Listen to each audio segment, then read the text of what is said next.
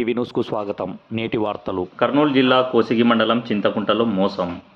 కర్నూలు జిల్లా మంత్రాలయం నియోజకవర్గం కోసిగి మండలం చింతకుంట గ్రామంలో వెండి ఆభరణాలకు మెరుగు పెడతామని నమ్మించి నలుగురు యువకులు పాలిష్ పెట్టే పేరుతో నగలు కొట్టేయబోయిన యువకులు. మోసాన్ని పసిగట్టి యువకులకు దేహశుద్ధి చేసిన గ్రామస్తులు. ఒక యువకుడు పారిపోవడంతో ముగ్గురిని పోలీసులను అప్పగించిన గ్రామస్తులు. ఒక యువకుడు పారిపోయాడు.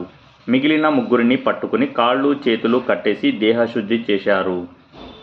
ఆ తర్వాత వారికి పోలీసులకు అప్పగించారు. ముగ్గురిని అదుపులో తీసుకున్న పోలీసులు పారిపోయిన మరో యువకుడి కోసం గాలిస్తున్నారు. 9 న్యూస్ రిపోర్టర్ వీరేష్.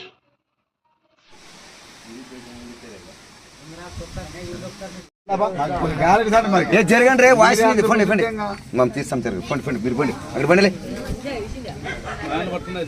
ఇంకా సార్ ఇప్పుడు కనొస్తుంది మనకి ఏంటి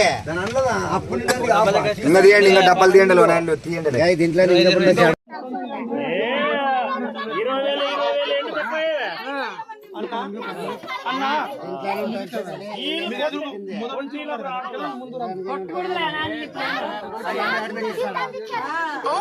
దీంతోనే తికినామా